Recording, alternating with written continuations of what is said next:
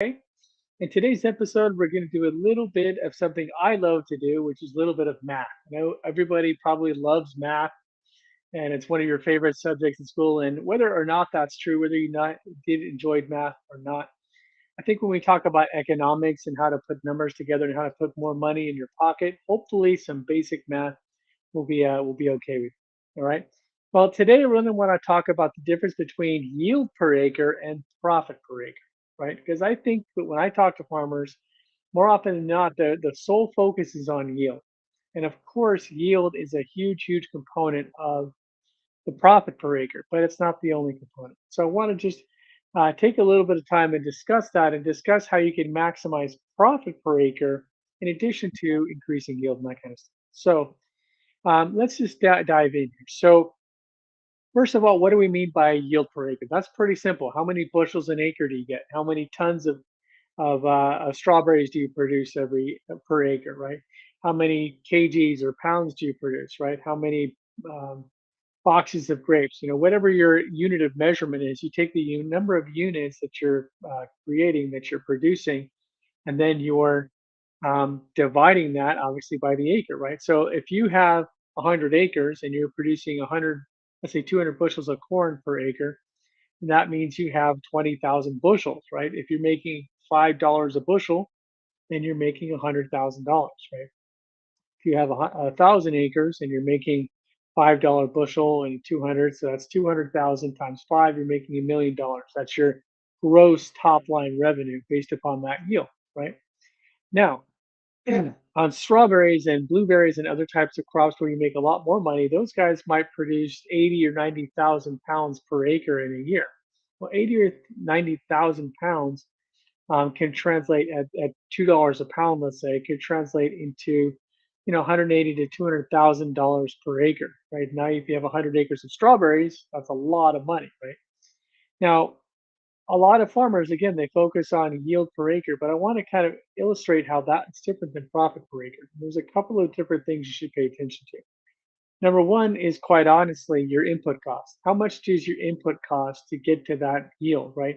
If you're doing 200 bushels an acre of corn and you can increase that to 220 bushels an acre, that's a 10% increase in yield. But if you have to pay, let's say instead of paying, I don't know, $400 an acre in input costs, if you have to move that to 5%, excuse me, $500 an acre to get that extra 20 bushels, well, you're probably not going to make that difference, or maybe you just break even. So your profit per acre didn't go up, but your yield per acre did, right?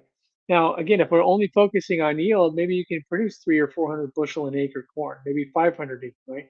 But if you're not making the revenue, if you're not making that profit per acre, in other words, your input cost skyrockets to get to that higher number, and it becomes not worth it. And that's what we experienced actually in the last couple of years where the cost of fertilizer started to skyrocket. Now, there's a couple of different reasons for that. Number one, obviously the war in Ukraine and Russia. Now, why did that create a problem? Well, Russia is a very big exporter of fertilizers. So when Russia went to war with Ukraine and invaded Ukraine, many countries boycotted Russia, and that included the fertilizer that Russia normally exports, right? So if all of that fertilizer is now taken off the market, now you have a huge differential between supply and demand, right? Less supply, same demand means higher price. And some farmers were telling me that they were paying 2 to 3 times more for nitrogen and other NPK style inputs than they were just a year before that. So that's a huge increase when you're not necessarily increasing your yield.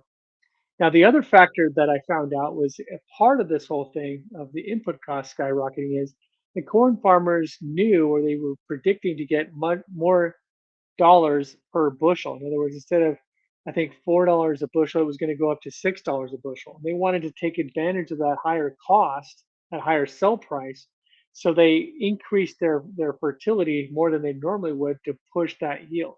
And by pushing that yield, yes, they increased their fertility cost by maybe 10%, but they got more money because they're making more money per bushel, right? So they ended up making a profit in the short term.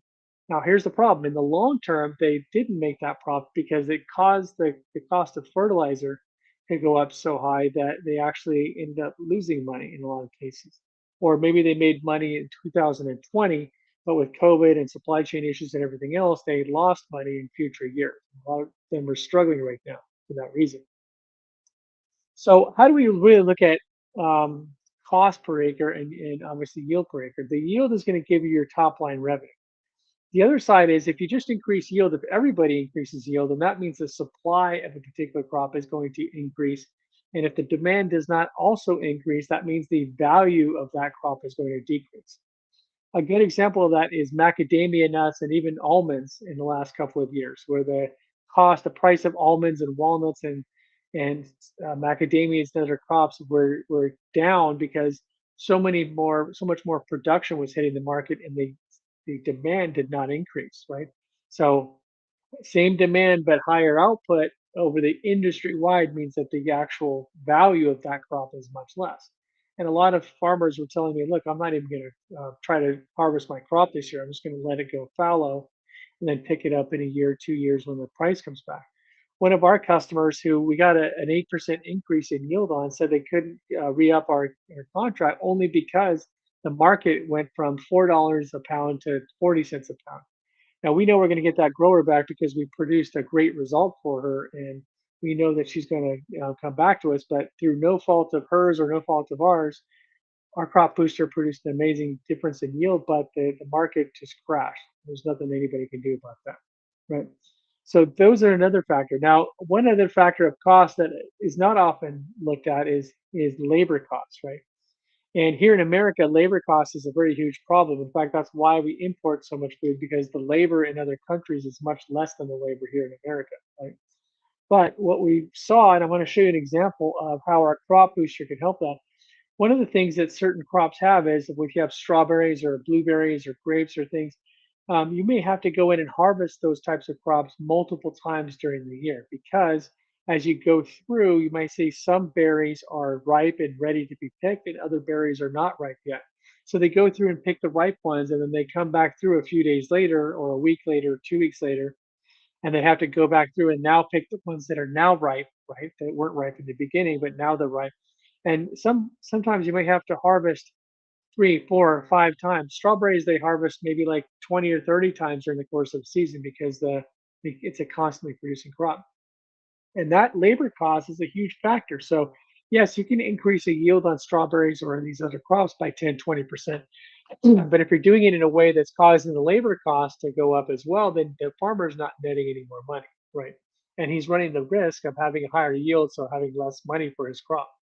So I want to show you one way that we saved a farmer uh, for this because this is a grape farmer, and I wanted to show you how we were able to save him a lot of money. Not only did we increase their yield, but in increasing his yield, we also reduced his labor costs. Now, if you look at this picture here, what you're going to see is on the left here, you see an untreated field of these Scarlata grapes. Now, Scarlata is a red grape. It's a red variety, and it's a table grape. And you see on the left here how some of the grapes in this field here, you can see toward the back and toward the bottom here, some of the grapes are red and they're pretty much ripe. But even in that same bunch, you can see some green berries, right? Some green grapes that are not ripe yet. Now, if you leave that on the vine too long, then some of those things are going to start to rot. You're going to have to pick some of them. Or if they pick it now, you can see they're going to have to pick those unripe grapes and waste them. So that cuts down on your grape as far as your boxes as well as your overall count and weight, right?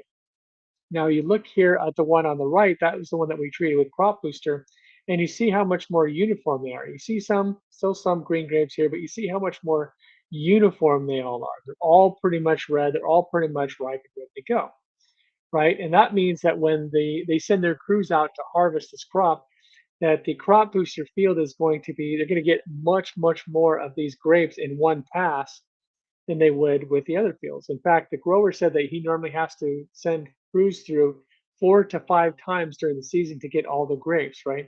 With the crop booster, he only had to send crews in twice. He sent them in once and then he went back again a couple weeks later and got the rest of it. So he only had to pay his labor force twice instead of 5 times.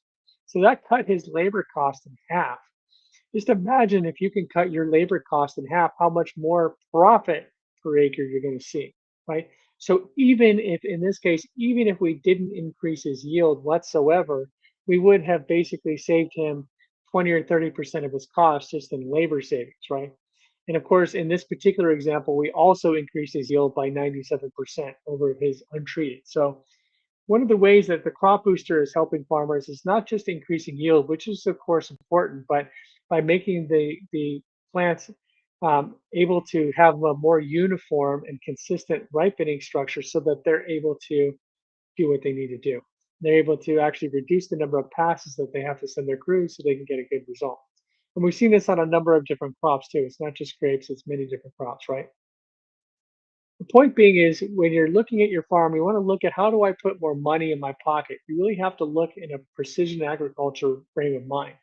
How do I reduce fertilizer usage? How do I reduce water usage? How do I reduce the fuel usage, which if you're using a lot of water, you have to run diesel pumps or electrical pumps. That's a lot of money, right? How do I reduce my labor costs? How do I maximize my yield per acre, right? And how do I manage all of these factors to find that sweet spot where my profitability is the maximum and my cost is minimum? And that's one of the reasons why we've implemented a sustainability program because many of the farmers that we're talking to that want to go to organic or want to transition to organic are doing so because of the lower cost of production in general than the traditional or conventional where you're having to spend all this money on chemicals, right?